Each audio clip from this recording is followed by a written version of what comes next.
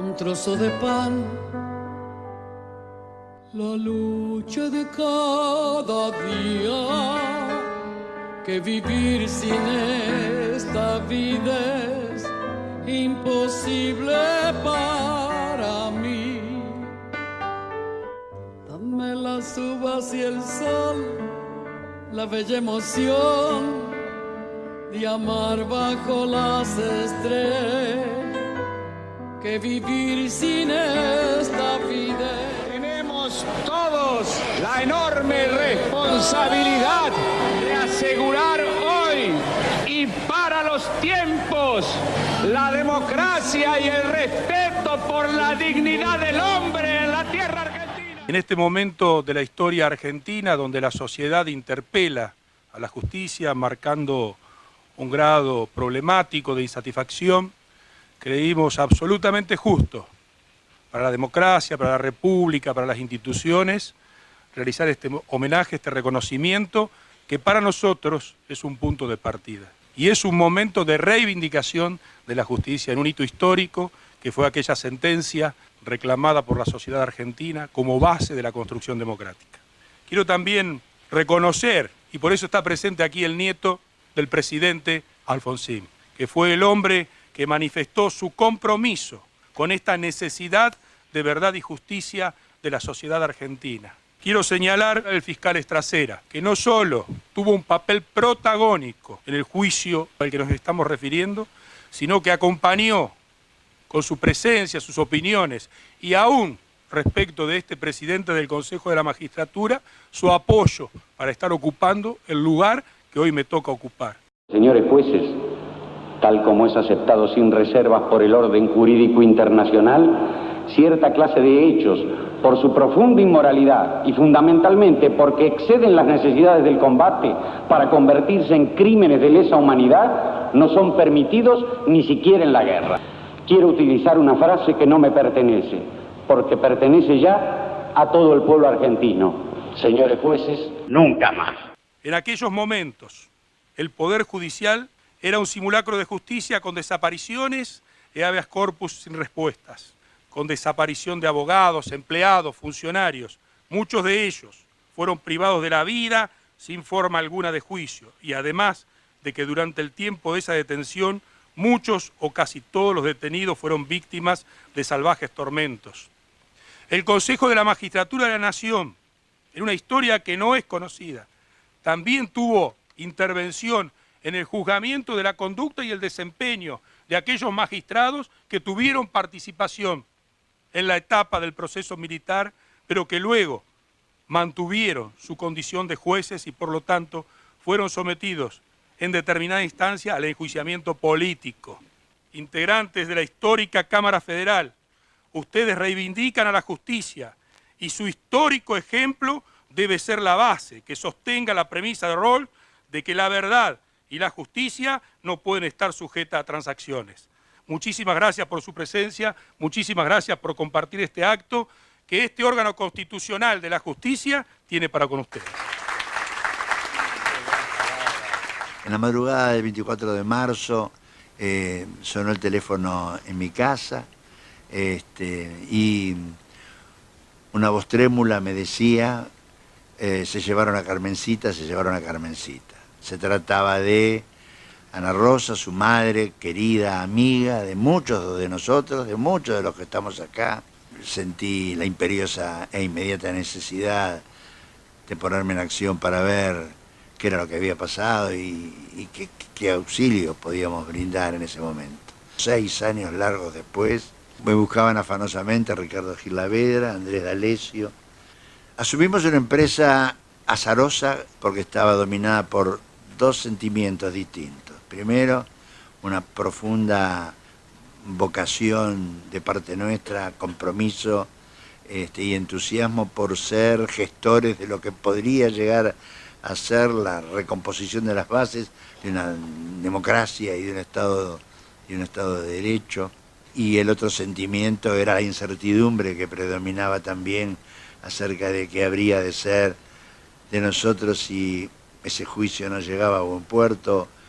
Respetamos a rajatabla las garantías constitucionales y aplicamos nada más y nada menos que el Código Penal argentino, sin ninguna modificación en ningún sentido. De todo el esfuerzo que nosotros hicimos perdura, y sobre esa base se sigue construyendo, es que le damos a este reconocimiento un valor fundamental y lo agradecemos profundamente. Quiero recordar a los que no están y que pusieron mucho para que comenzara esta nueva etapa. Al presidente Raúl Ricardo Alfonsín, sin cuya decisión política y valiente no podría haberse llevado a cabo este juicio. A Ernesto Sábato, que presidió a la CONADEP, que puso una base fundamental para la realización del juicio y para el conocimiento de los hechos. A Julio Estracera, que fue un excelente fiscal en el juicio, y a nuestros colegas Andrés D'Alessio y Jorge Torlasco, que lamentablemente ya no nos acompañan. En la Constitución real de los argentinos, los golpes de Estado estaban reconocidos. El juicio le puso un punto final a esta posibilidad, y a partir de allí se recuperó la democracia y no ha habido más golpes de Estado. La decisión de revisar las cuentas del pasado, esos crímenes salvajes y clandestinos que había cometido la dictadura militar, no era sencilla. No era sencilla porque aparecían impedimentos tanto jurídicos como políticos, como materiales, que lo hacían imposible. Jurídicos, cosas que hoy parecen ridículas, pero en aquel momento la cuestión esta del juzgamiento militar, del fuero militar, que estaba tradicionalmente aceptado, era una barrera que parecía insalvable. Hoy recurrimos a la Convención sobre Desaparición Forzada de Personas, que dice que nunca los militares pueden juzgar estos hechos, y parece todo muy fácil, ¿no? Los inconvenientes políticos era que la represión había sido en secreto, es decir, que mucha gente creía de que todo esto era un invento, y que a los militares había que rendirles homenaje por haber sacado la subversión terrorista. Y por otro lado, materiales. ¿Cómo se juzga a un procedimiento que determinó miles de hechos en un tiempo útil? Esas inconvenientes, bueno, comenzaron a ser despejadas de a poco. En primer lugar, la intuición y la audacia de Alfonsín de iniciar un camino inexplorado, un camino inédito. El Congreso, que modificó el Código de Justicia Militar y derogó la ley de amnistía, el informe de la CONADEP, todas estas circunstancias dieron lugar a que se pudiera realizar el juicio. Que el juicio ha quedado incrustado en la transición democrática argentina porque evitó la venganza privada. Por otro lado, posibilitó también la conformación de uno de los pocos consensos que tiene la sociedad argentina respecto al repudio de la violencia como forma de acción política, y además posibilitó que la democracia pudiera establecerse sobre el Estado de Derecho. Tenemos que pensar ahora, en estos tiempos difíciles para la justicia, de qué manera podemos hacer todos esfuerzos, ¿no?, para poder volver a tener una justicia cercana, democrática, independiente y sobre todo a los servicios del pueblo. Muchas gracias. Gran parte del éxito y de la trascendencia que ha tenido el juicio se debe en importantísima medida a los testigos. Con toda valentía se presentaron primero ante la CONADEP, después ante la Fiscalía de Julio Estracera, y aceptaron ser testigos de lo que habían sufrido.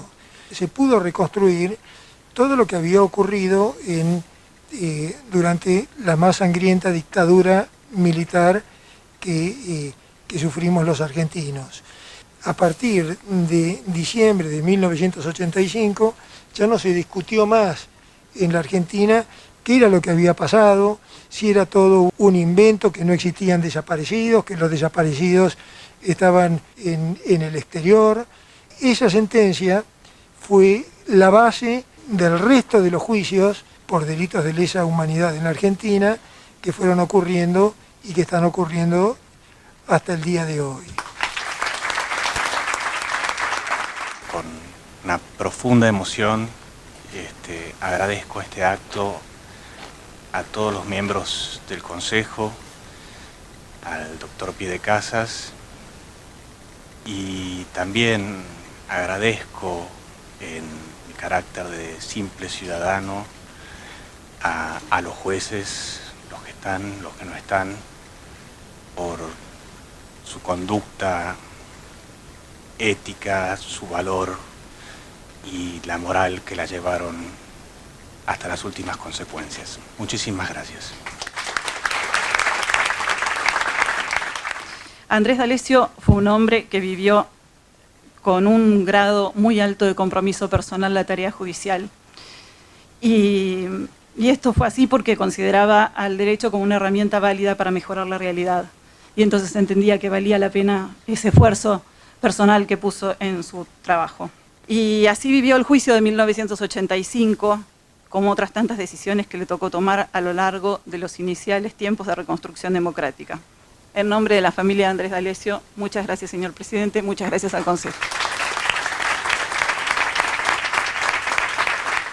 Como suele suceder en estos casos, la emoción me atrapa, el recuerdo de papá, así que nada más que muchas gracias y un honor estar acá.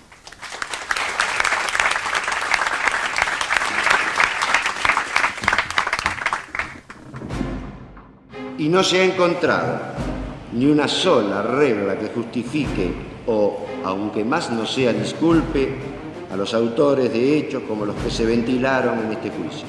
Y se les ha encontrado penalmente responsables por los hechos que subordinados suyos, cumpliendo tales órdenes, llevaron a cabo con relevancia delictual. Es por todo ello que el tribunal, por unanimidad, falla, condenando al teniente general Jorge Rafael Videla a la pena de reclusión perpetua, condenando al almirante Emilio Eduardo Macera a la pena de prisión perpetua, condenando al teniente general Roberto Eduardo Viola a la pena de 17 años de prisión, condenando al almirante Armando Lambruschini a la pena de 8 años de prisión, condenando al brigadier general Orlando Ramón Agosti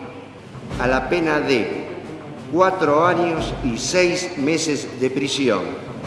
Firmado León Carlos Arlanián, Andrés D'Alessio, Jorge Edwin Torlasco, Jorge Alejandro Valerga Araos, Guillermo Ledesma, Ricardo Rodolfo Gil Lavero.